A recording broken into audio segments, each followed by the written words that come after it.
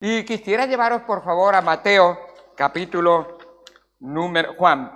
a Juan, capítulo número 7, versículo 37. Juan 7, quiero hablaros del bautismo, y el Señor Jesucristo habla del bautismo, y necesitamos ver lo que la palabra de Dios nos enseña. Qué bueno, ahí vamos.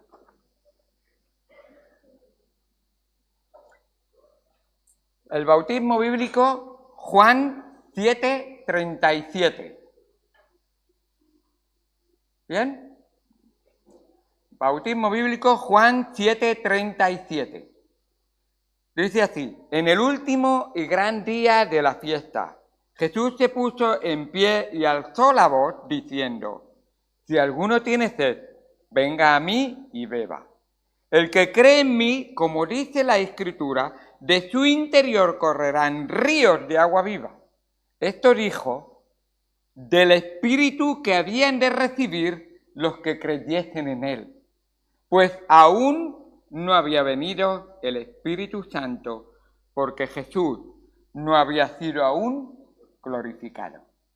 Vamos al Señor en oración y en un momento estaremos viendo la enseñanza de ese bautismo bíblico, que incluye el bautismo del Espíritu Santo, el bautismo de agua, y explicar también la llenura del Espíritu Santo.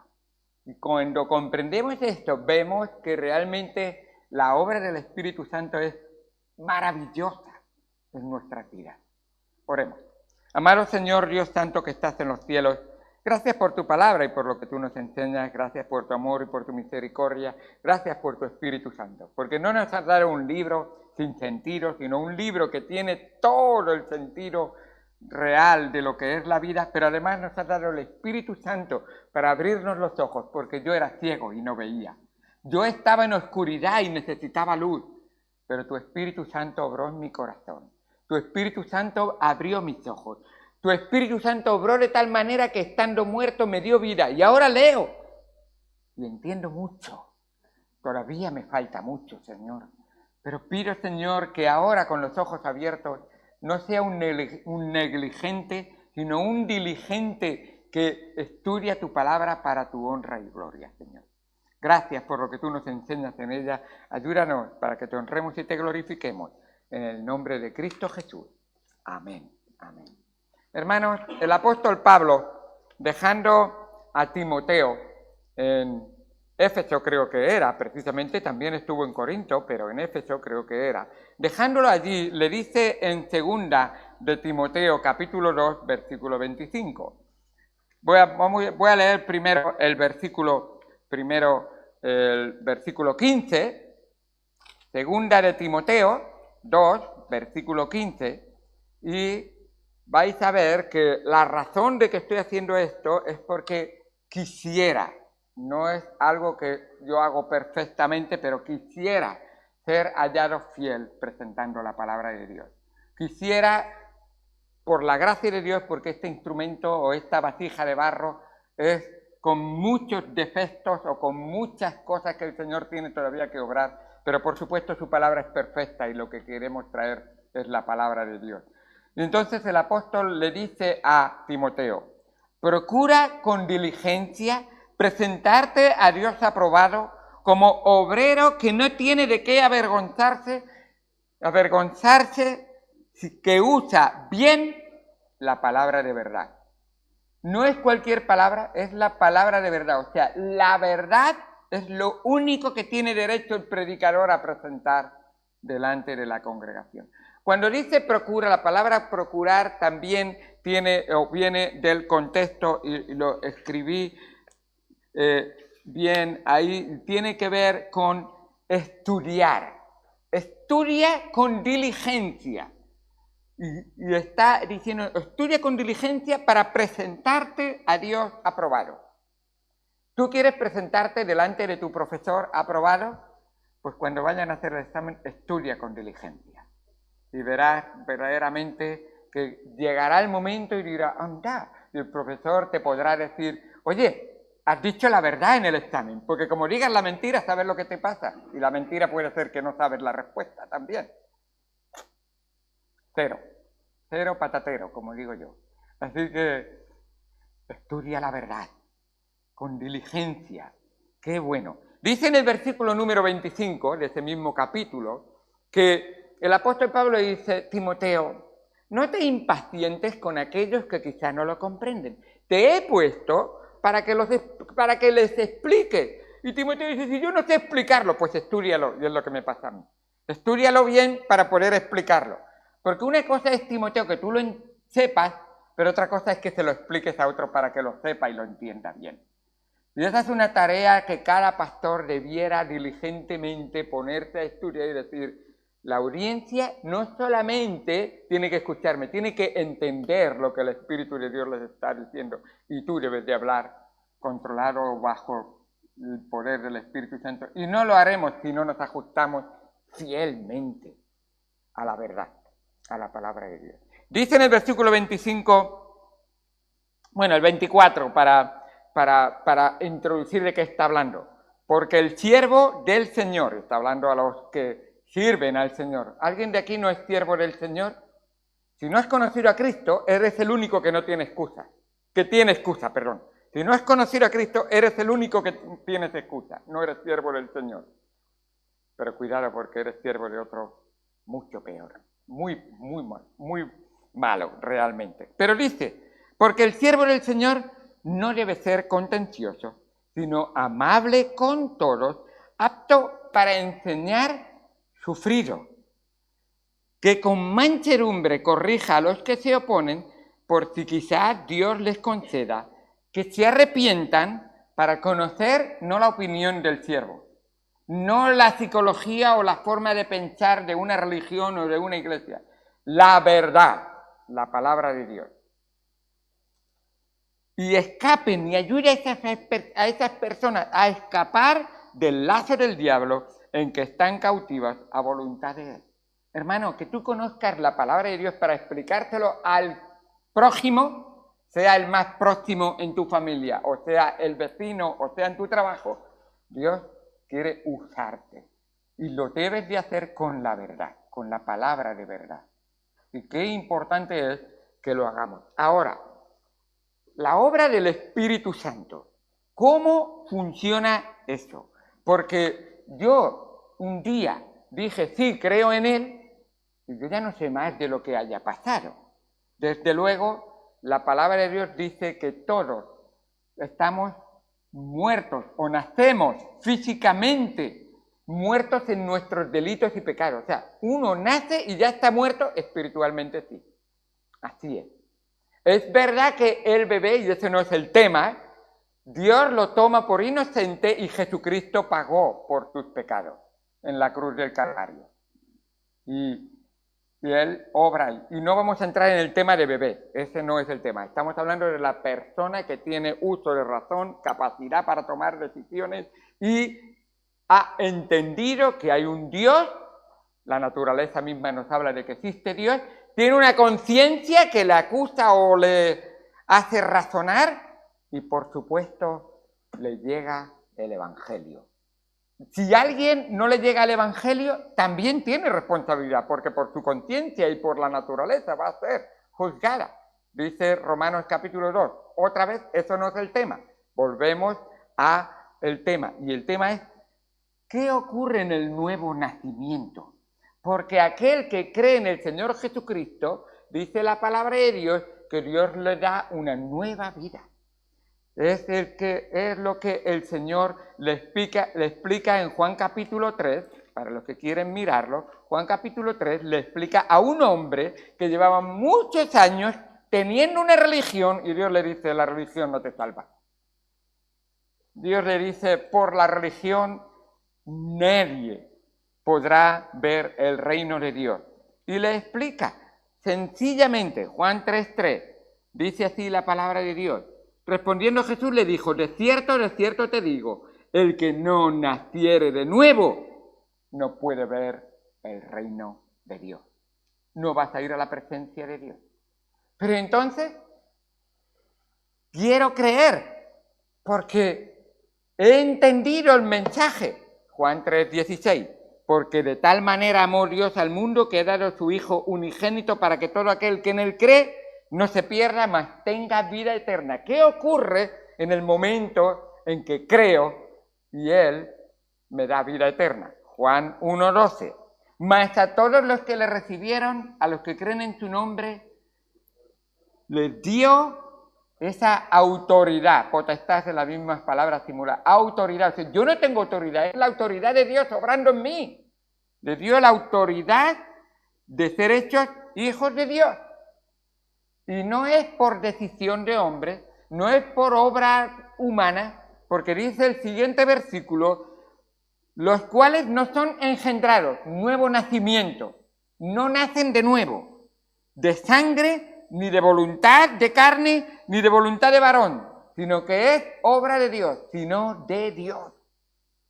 Tu salvación es una sumisión total al poder de Dios.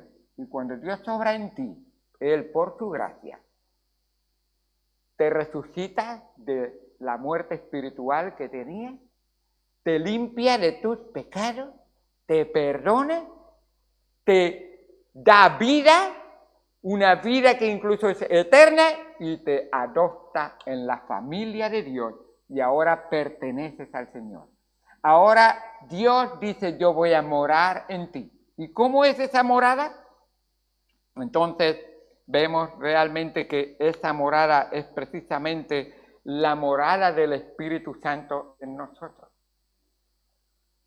Dejadme parar un momento aquí para llegar a esa morada del Espíritu Santo, porque si bien es verdad que se necesita entender un poco más de lo que es la transición entre el Antiguo Testamento y el Nuevo Testamento. Os lo resumo ya de entrada para que ahora vais a ver. En el Antiguo Testamento el Espíritu Santo obraba la conversión, pero no moraba constantemente en el corazón de las personas. En el Nuevo Testamento el mismo Espíritu Santo obra la salvación, pero ahora en palabras del Señor Jesucristo y de los apóstoles y de la palabra de Dios nos dice que Él ahora hace morada en el cristiano y mora constantemente en el cristiano. Ahora, dejadme explicaros, porque hay textos, y no vamos a leerlos todos, pero básicamente quiero enseñaros que el antiguo pacto y en el nuevo pacto, mejor dicho para que lo entendáis, en el Antiguo Testamento y en el Nuevo Testamento se salvaban exactamente igual.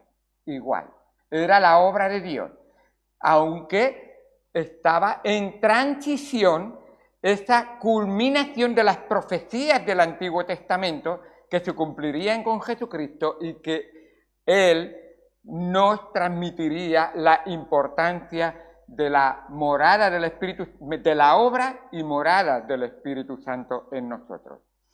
Así que dejadme que os explique qué es Antiguo Testamento, porque algunos quizás no nos hemos dado cuenta. La ley fue dada por Moisés y fue hasta los profetas. El último profeta, ¿quién fue? Juan el Bautista. Juan el Bautista es el último profeta. O sea, tengo que haceros ver que el antiguo pacto llega hasta, pues le voy a decir, lo que acabamos de leer, porque Jesús aún no había sido glorificado. El antiguo pacto llega hasta Mateo, Marcos, Lucas, Juan. A partir de ahí, con Jesucristo crucificado y glorificado, ascendiendo al tercer cielo, empieza el nuevo pacto. ¿Y por qué es esto importante entenderlo? Nos dice Hebreos, capítulo 9, versículo 16, que era para que un pacto tenga vigor, tiene que morir el testador. Jesucristo no había muerto en Mateo, Marcos, Lucas, Juan. Al final, por supuesto. El testador, y nos dice, y lo leo, yo lo tengo aquí anotado, pero nos dice la palabra de Dios en Hebreos 9, 16. Dice así la palabra de Dios. Porque donde hay testamento, es necesario que intervenga muerte del testador. Y ahí está. Bien claro. Y es importante entender eso. Ahora, también está incluido que en el nuevo pacto la obra del Espíritu Santo iba a ser necesaria. Jesucristo lo anunció en Juan 14 y en Juan 16, que el Espíritu Santo es necesario que venga, porque Él va a hacer una obra importantísima. Él va a obrar en tu corazón, en tu mente, en tu vida y a través de la palabra de Dios para que tú seas convencido de pecado, de juicio y de justicia. Y ese convencimiento no es la obra necesariamente de un pastor, aunque Dios utiliza un pastor o un siervo de Dios o alguien, pero el único que puede salvar un alma no es ninguna otra persona, sino que el Espíritu Santo o la Trinidad, podríamos decir también. Por supuesto, la salvación es de Dios, no es de los hombres. Pero Dios quiere usar a los hombres para que anuncien el Evangelio de salvación y de Jesucristo. Y qué importante es tenerlo en cuenta. Así que qué bueno es cuando nos damos cuenta de que necesito creer en el Señor Jesucristo. La gracia es por la fe que recibimos, esa gracia es por la fe que recibimos el Espíritu Santo. En la gracia es por la fe que recibimos el Espíritu Santo. Y si no tenemos el Espíritu Santo, no somos de Él. Así que pregunto, ¿puede uno aceptar a Cristo como su Señor y Salvador y hasta que se bautice en agua no recibe el Espíritu Santo? Según la palabra de Dios, no puede ser. ¿Puede uno aceptar a Cristo y hasta que no tenga una manifestación en la que se tira al suelo o abre lenguas, no tener al Espíritu Santo? Tengo que añadir algo más. El libro de Hechos es un libro de transición. Y es muy importante entender esto porque todo el Nuevo Testamento no está escrito cuando está ocurriendo en un libro de Hechos. Quizás algún evangelio, pero de las epístolas casi ninguna.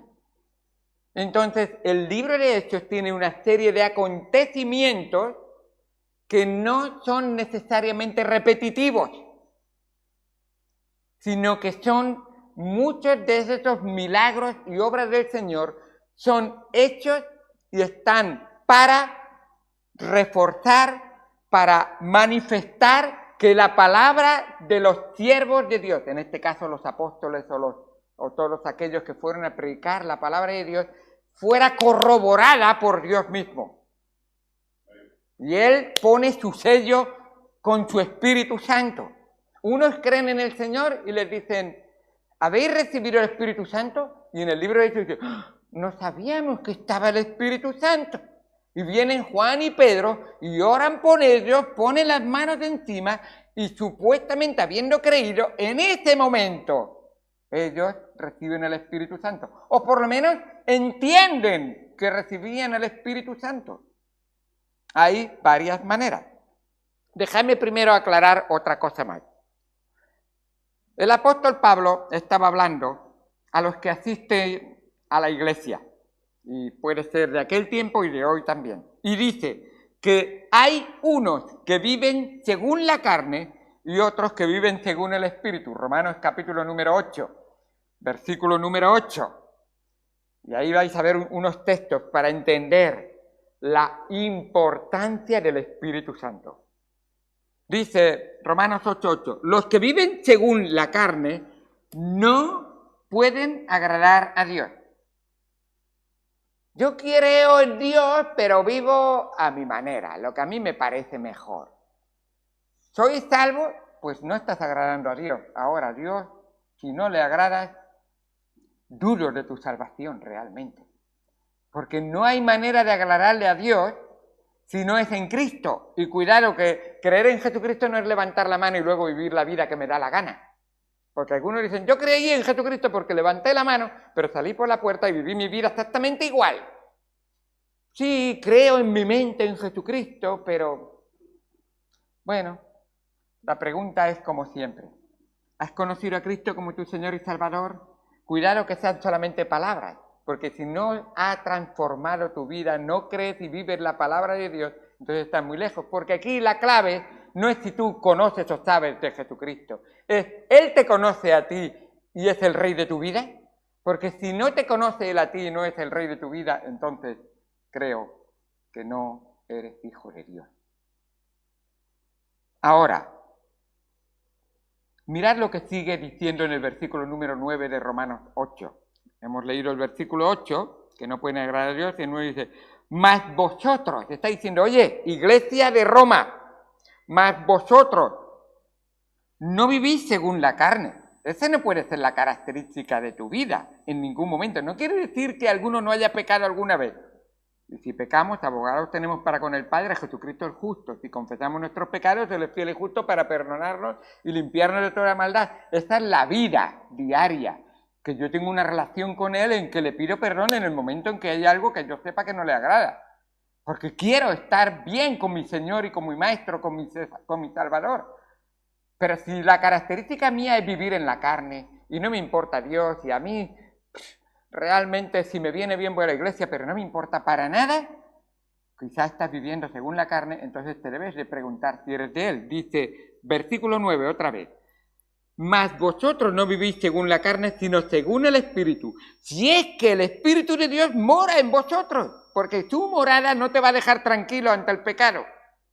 Su morada va a ser una constante, eso no agrada al Señor, eso no deberías de haberlo dicho, arréglate pronto con Cristo, ten las cuentas cortas, busca la paz y no la guerra, sé bueno con tu prójimo.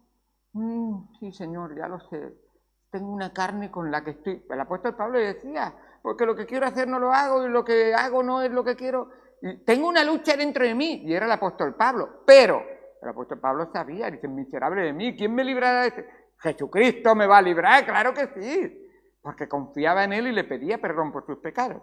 Ahora, sigue, si el Espíritu de Dios mora en vosotros, y si alguno no tiene el Espíritu de Cristo, no es de Él. No hace falta que me respondáis, pero si no es de Él, ya sabéis de quién es. Solamente hay dos señores. Uno, el Altísimo, y el otro, el Malísimo. Así es. A uno de dos señores sirve. Así es. Versículo 16, para reforzar un poco, Romanos 8, 16. El Espíritu mismo da testimonio a nuestro espíritu de que somos hijos de Dios. El Padre no puede, hijo, tengo que hablar contigo, tengo que tener comunión contigo. Y el Espíritu Santo dice, Abba Padre, quiero escucharte, quiero hablarte. Y es una constante comunión. Más cerca que un hermano, más cerca que una esposa, más cerca que un hijo, en tu corazón estoy. Es lo que dice el Padre Celestial a través de su Espíritu, el Espíritu Santo. Qué obra más maravillosa que hace en nosotros. Así es. Y recordad, como os dije, a todos los que le recibieron, a los que creen en su nombre, de Dios potestad de ser hechos hijos de Dios. ¿Y quién va a morar en la presencia de Dios sino que los hijos de Dios? Esos son sus hijos, los cuales no son engendrados de sangre. No es una obra, no es una experiencia, no es algo que el hombre tiene que hacer. Hay religiones, incluso a veces se llaman evangélicos, que dicen, si tú no tienes una experiencia, no tienes el Espíritu Santo. Y Dios dice, eso es una aberración. Y tú no vas a poner normas de lo que yo soy el único que tiene que hacer. Ahora, esto tiene que ver con la salvación. Por eso es tan importante. Si el Espíritu Santo no ha entrado en tu corazón, no tienes salvación. Por eso no es cuestión de si yo me he entregado, si yo me he disciplinado, si yo he dejado un pecado. Todo eso debe de ocurrir, pero es de Él, no es tuya la salvación. Es la obra de Él. Ahora, sigo diciendo, es de Él. Esto significa engendrado, nuevo nacimiento y mora el Espíritu Santo. Todo esto para llegar al punto de El bautismo del Espíritu Santo y la llenura del Espíritu Santo son dos experiencias distintas relacionadas con el Espíritu Santo. Pero son dos experiencias distintas. Aunque ambos son importantes verdaderamente en la vida del cristiano, el bautismo del Espíritu Santo es un evento único. El bautismo del Espíritu Santo ocurre una sola vez en el momento de la conversión. La Biblia en ningún lugar, y esto parece que es repetitivo, pero creo que es innecesario, en ningún lugar dice, bautizaos en el Espíritu Santo. El bautismo del Espíritu Santo es una obra de Dios que Él obra en ti. Sin embargo, sí que dice ser llenos del Espíritu Santo, que es diferente, y vamos a verlo en un momento. Y es muy importante entenderlo. La llenura del Espíritu Santo es una experiencia continua y repetitiva que permite al creyente ser capacitado y guiado por el Espíritu Santo. Y eso es importante. Ser lleno del Espíritu Santo es un mandato continuo hasta que llega la presencia del Señor. ¿Por qué? Porque la carne está batallando contra nosotros mismos.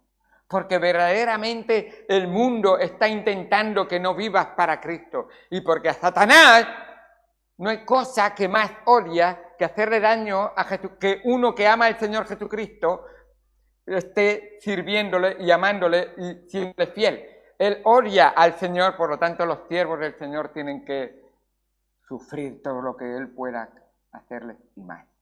Así es constantemente. Así que este evento único es obra de Dios y es importante que lo tengamos en cuenta. Ocurre en el momento de la conversión cuando el creyente se identifica con la muerte de Cristo y recibe al Espíritu Santo. Y eso es muy importante. El bautismo del Espíritu Santo es esa posesión que Dios hace del cristiano y que lo controla y lo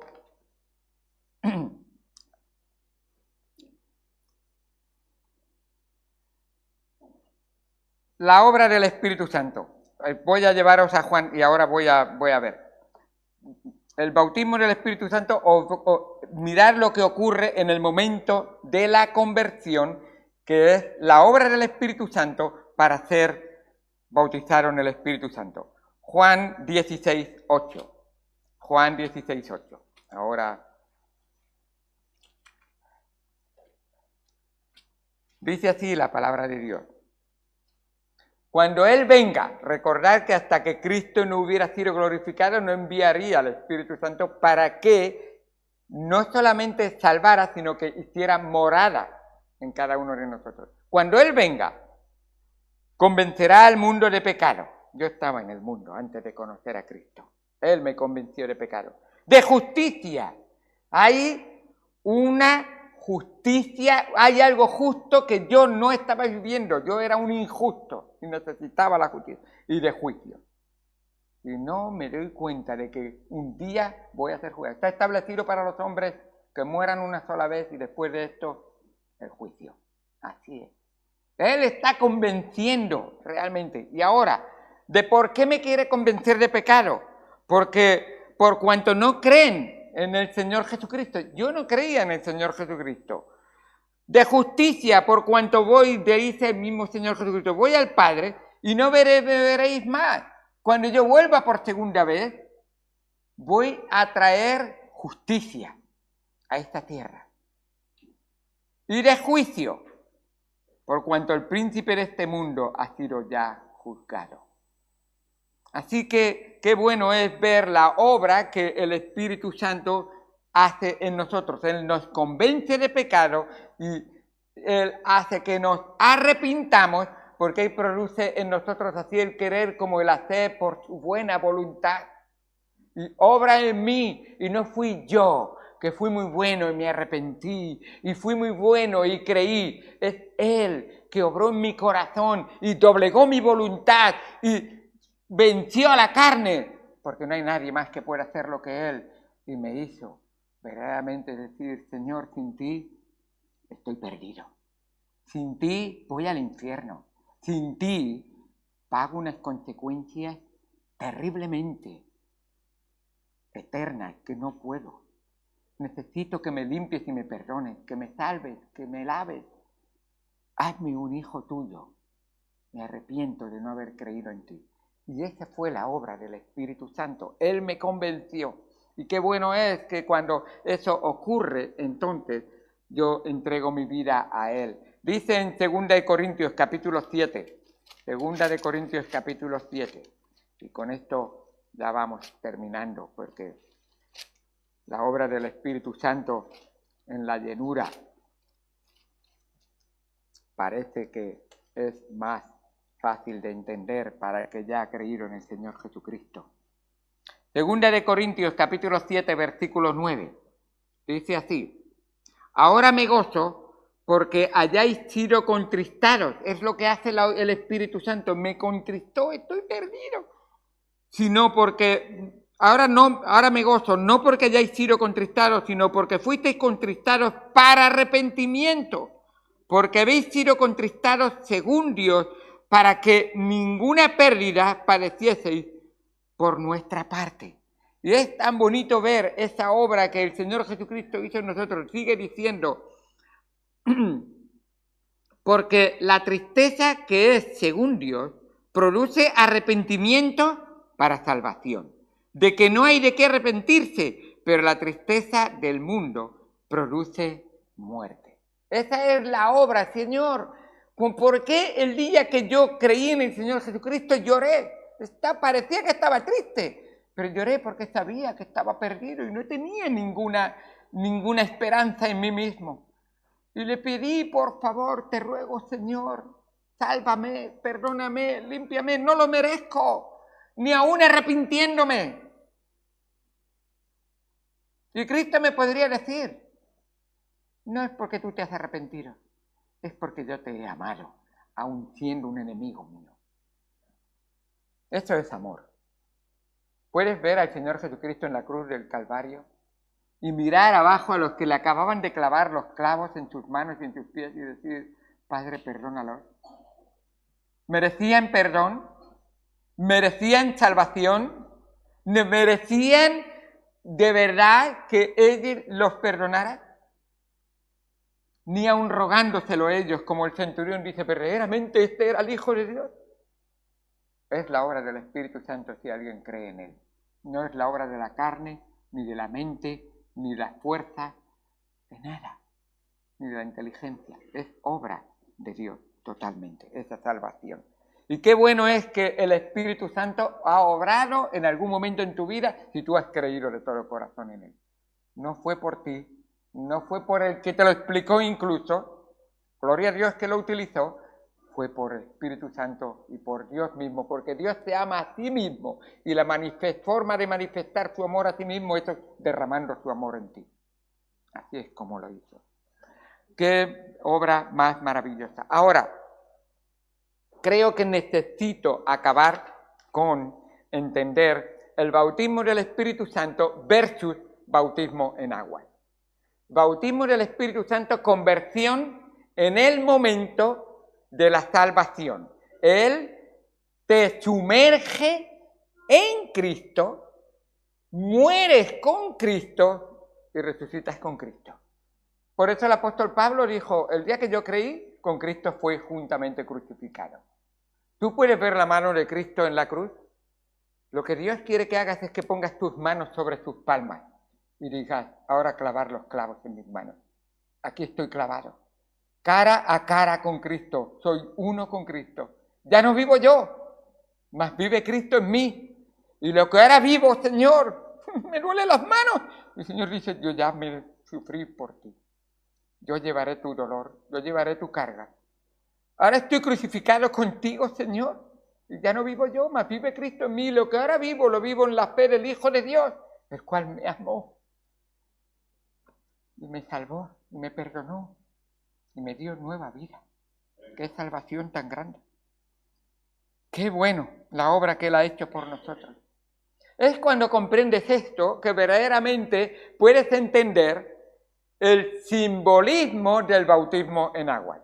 Id conmigo, por favor, a Hechos capítulo número 8, y con esto vamos a terminar.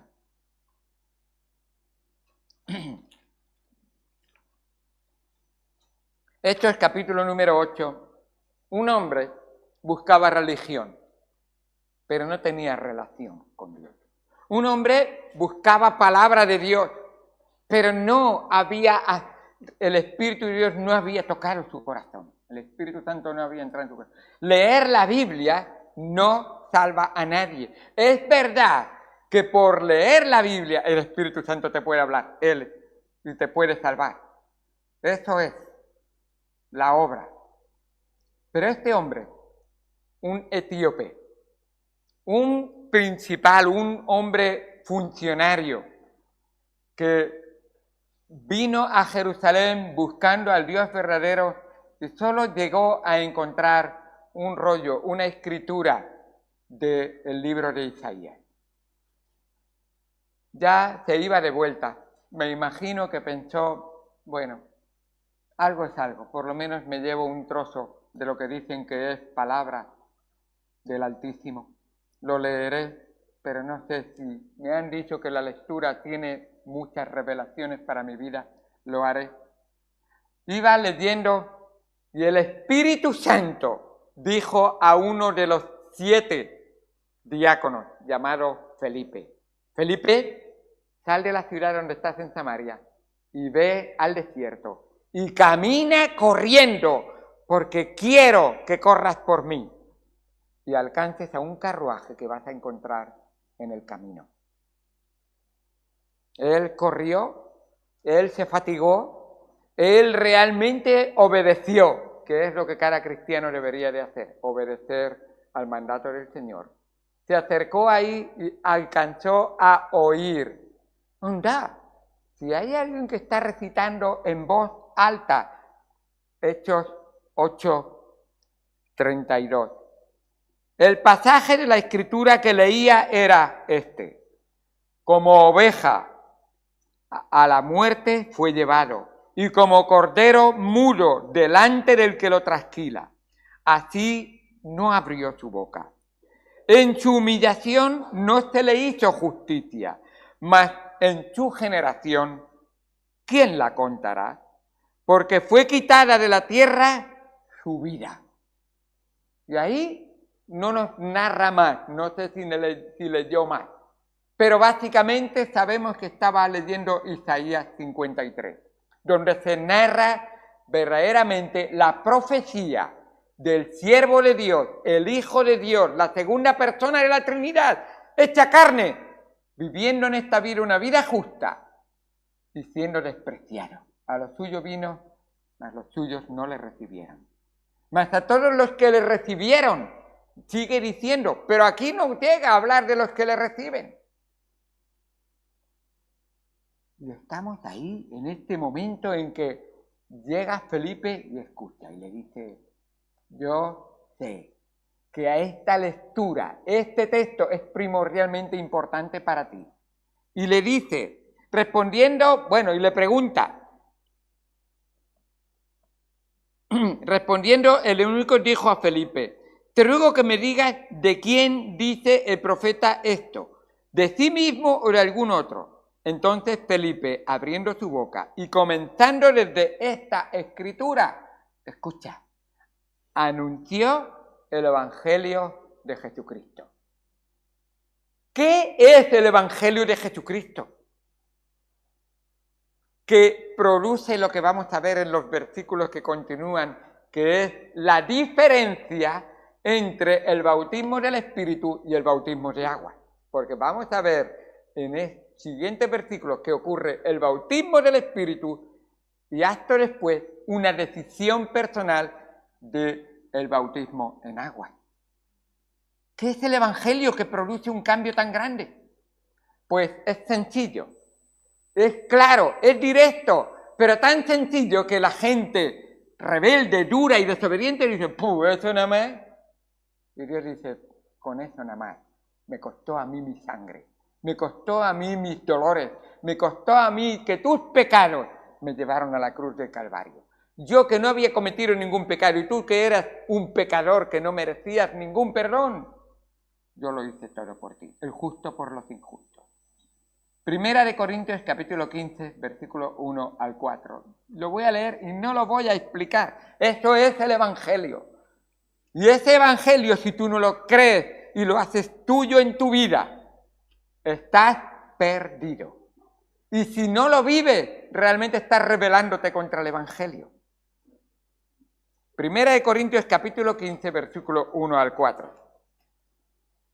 Además, os declaro, y esto es palabra de Dios, no palabra de hombre. Os declaro, hermanos, el Evangelio. Si esto es el Evangelio, lo que le predicó al etíope, que os he predicado, el cual también recibisteis, le está diciendo a los corintios, en el cual también perseveráis. O sea, no solamente creí un día, sino que vivo constantemente creyéndolo y viviéndolo. Eso es perseverancia. Eso es perseverancia. Vivo constantemente creyéndolo y viviéndolo. Perseverancia. Algunos cristianos creen, pero no perseveran. Y Dios dice, no me tienen contentos. Necesito que cambiéis de actitud y de corazón. Por el cual asimismo, si retenéis la palabra que os he predicado, si la retenéis, sois salvos.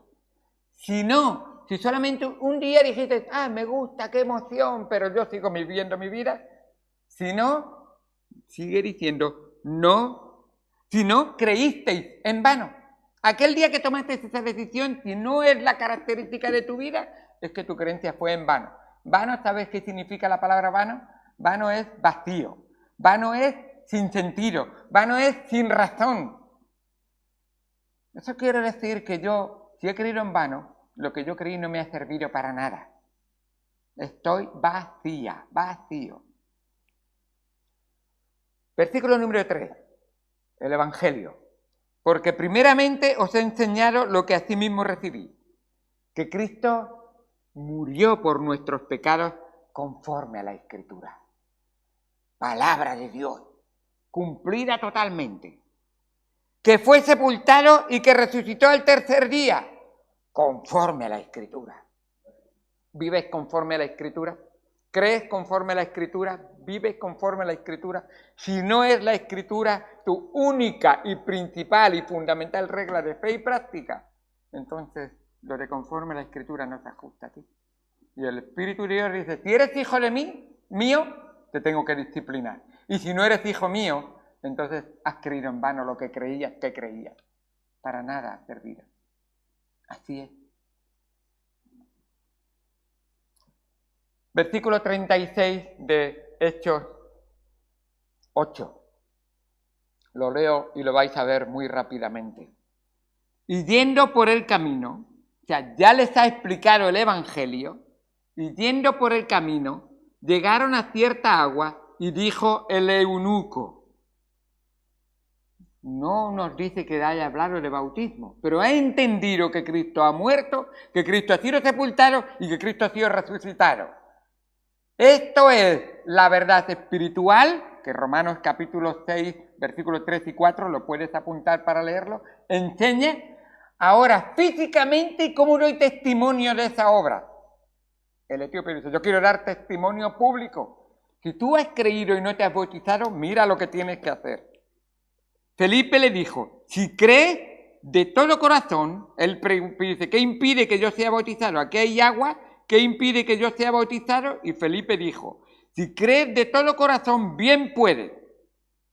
Requisito para ser bautizado, creer de todo corazón. ¿Qué ocurre al creer de todo corazón? El Espíritu Santo he sido bautizado, mora dentro de mí, he sido bautizado espiritualmente en el Espíritu Santo. Ya tengo el Espíritu Santo morado dentro de mí, así que ya soy cristiano. O sea, siempre, escuchen esto, el bautismo es posterior a la conversión. Si te bautizaste antes de convertirte, ese bautismo no representó Otra cosa es que tú lo entiendas ahora y sepas realmente que eso es lo que significa y quizás no es necesario repetirlo porque es importante haber creído.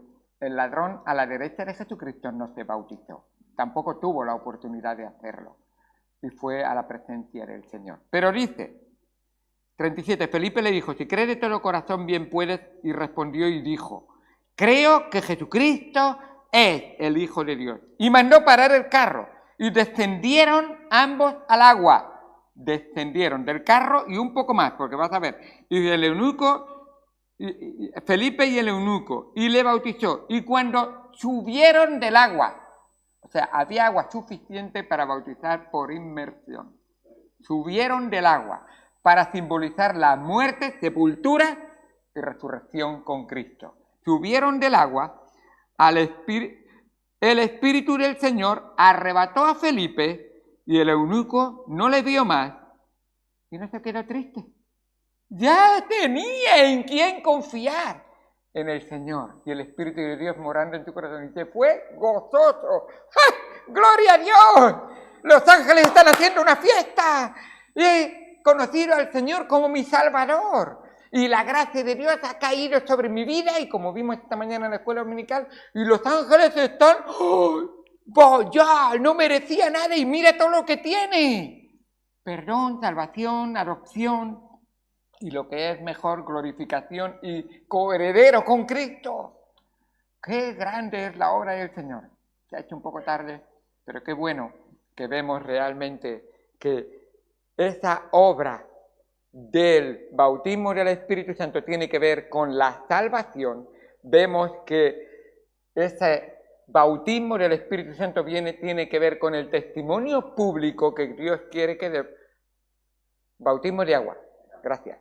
Bautismo de agua tiene que ver, el bautismo de agua tiene que ver con el testimonio público, y luego la llenura del Espíritu Santo es una manifestación del Espíritu que debe ser continua de esa obra. Señor, quiero vivir santamente para ti. Señor, quiero que tu fruto se manifieste en mi vida. Y esos frutos del Espíritu Santo y tienen que ver con la llenura del Espíritu Santo. Ese empoderamiento que Dios nos da, ese ungimiento que Dios nos da.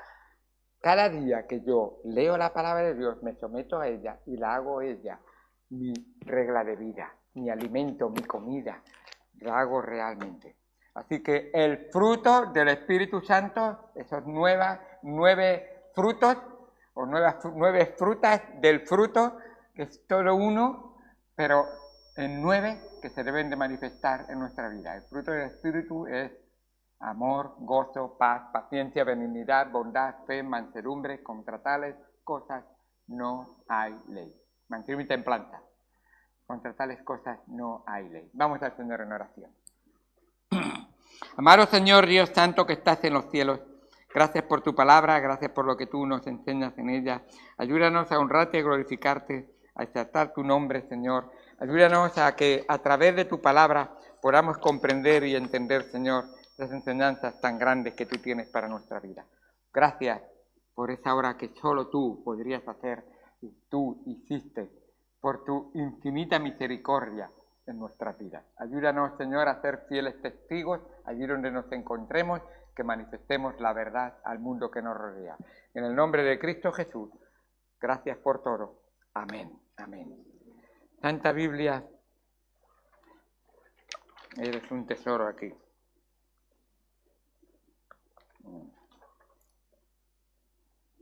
Número 287, por favor. 287.